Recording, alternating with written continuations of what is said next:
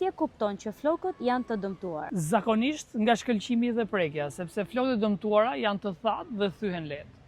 Hey, cili është gabimi më i madh që bën njerëzit me flokët? Kur përdorin produkte të zakonshme, jo profesionale, sepse floku jon ka nevojë për përkujdesje të personalizuar. Pse është e rëndësishme të shkosh te parukieri?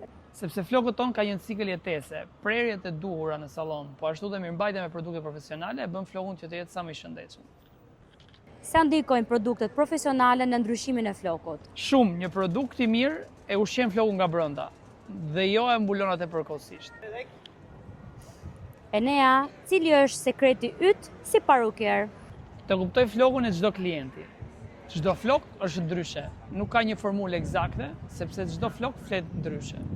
A ndikon larja shpesh në dëmtimin e flokëve? Po, nëse nuk përdorin produktën e duhur, mbas çdo larje, shampoja dhe një maskë e mirë është baza. Çfarë do t'ju thoje vajzave që duan flok të bukur? Të kujdesen për flokët, njësoj siç kujdesen për lëkurën. No, friend, no.